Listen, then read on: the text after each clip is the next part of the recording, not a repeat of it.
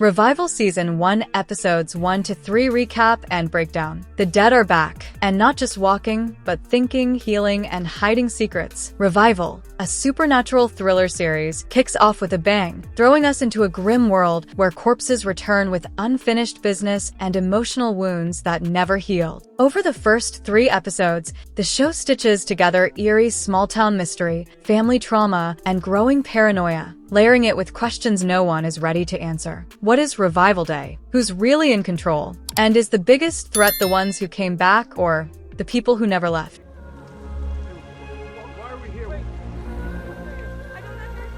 Episode 1. A grave discovery and a sister's secret. It all starts in a mortuary where something impossible happens. The dead begin to rise. Not like zombies, but fully functioning people with memories, emotions, and a vague idea that they shouldn't be alive. The news explodes and finds its way to Wisconsin Police Chief Wayne Cypress. Just moments after arguing with his daughter Dana, who's planning to leave for Chicago with her son, Cooper, he hears the rumors. It's not long before Wayne sends Dana to investigate. In a quiet graveyard, Dana finds them, the revived, scared, confused, and very much alive. The town responds with a full-on quarantine, the CDC gets involved, and tensions start to brew underneath the surface of this already broken family. Dana's investigation spirals into something bigger than just the dead coming back. There are bodies being covered up, strange animal mutilations, and evidence that not all the revived are accounted for or stable. Her one-night stand, Ibrahim Rahim, ends up being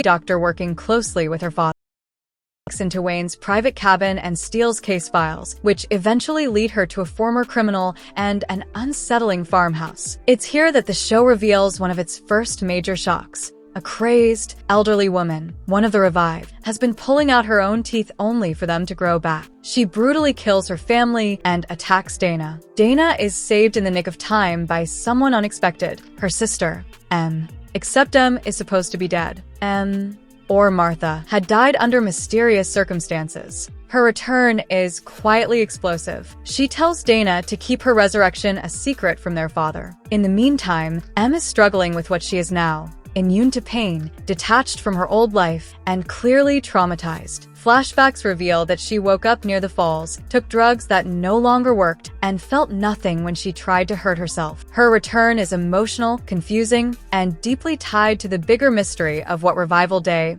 actually means. Oh my God.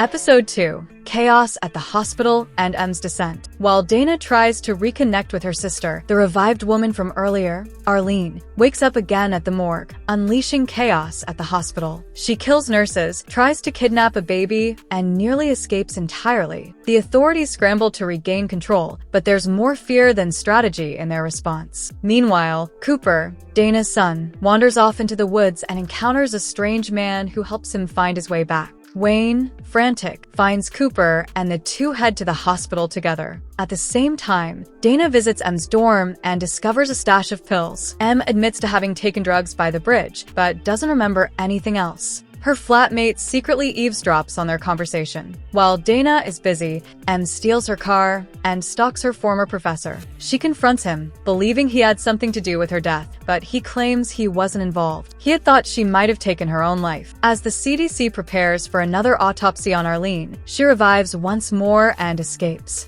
She leaves behind a trail of blood and panic, forcing the town to admit they are losing control. Em, still spiraling, picks a fight at a bar just to feel pain. Rhodey, another revived, pulls her out and confirms what she already knows. She's one of them. She heals quickly. She's stronger, but also more lost than ever. Episode 3. Digging into Em's death and Blaine's rise. Kay, Em's roommate, finally confesses that Em might have been murdered. She reveals that Em stole from a drug dealer shortly before her death. Dana tracks the dealer down, an old classmate who threatens her with, "You want another dead Cypress?" The warning doesn't stop her. Back at school, Cooper gets suspended for attacking a classmate who insulted Jordan. a revived girl. Dana visits Jordan's home, where her parents are clearly disturbed by their daughter's return. They believe she's wrong. This moment hammers home how the community views the revived, not with awe, but fear. Meanwhile, Ibrahim uncovers something important. Arlene had traces of mercury in her brain. It wasn't the revival that caused her to snap, it was poisoning. The son-in-law, who had been slowly killing her, becomes the true cause of her psychosis. Arlene's body is locked away, but it continues to heal, even in death. M attends a punk concert with Rhodey. The drug dealer who saw her stealing drugs is there and nearly attacks her again. Dana arrives just in time, arrests the dealer's brother, and gets M out. After the show, M and Rhodey share a kiss and jump into a river, hinting at some hope in this darkness. Later, Dana strikes a deal with the drug family to leave her family alone in exchange for releasing the brother. She now knows one thing for sure. The drug dealers didn't kill M. Someone else did. The mystery deepens, secrets, science, and spiritual manipulation. As the episodes progress, the mystery of M's death becomes central. Was it suicide, murder, or something stranger? Even M doesn't know. Her body doesn't scar. Drugs no longer work. Pain, once her constant companion, barely registers now. She's caught between two worlds, not sure if she belongs to either. Ibrahim's findings raise another disturbing question. If mercury poisoning could cause a revive to go violently insane, what happens if other revivers were also tampered with? It's not just about who comes back, but how and why. Then there's Blaine Abel. Introduced late in episode 2 and fully present in episode 3, Blaine is a wannabe preacher who sees the revival as divine prophecy. He burns Arlene's regenerating corpse in a church and builds a following around fear, manipulation, and holy fire. While his motivations are still unclear, he immediately stands out as a possible antagonist, or maybe a red herring. Either way, his arrival marks a turning point for the series.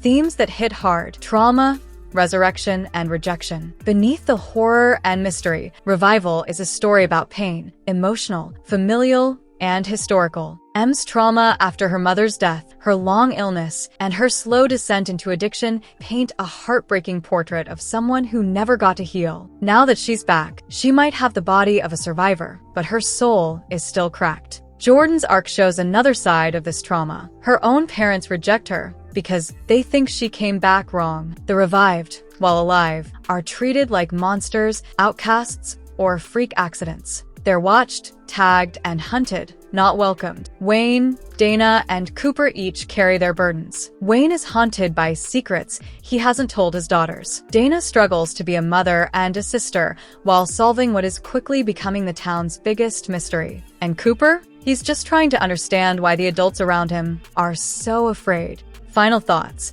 Where is Revival headed? 3 episodes in, Revival is laying the groundwork for a mystery that's both supernatural and deeply personal. M's death remains a key question. Arlene's madness is no longer seen as random. The town is cracking under pressure, and Blaine's cult is only beginning. There's still a risk that Revival falls into the trap of cliché. Blaine is a generic antagonist, and like the drug dealer conflict, land. But where the show shines, emotional core. It knows thing isn't a corpse getting back up, coming out. We're left with who really killed M, triggered the revival, are all, or are some of them hiding darker instincts? With strong central performances, a deeply unsettling atmosphere, and just enough answers to keep us curious, Revival promises to dive even deeper into the unknown. And if the first 3 episodes are any clue, the dead aren't the only ones keeping secrets.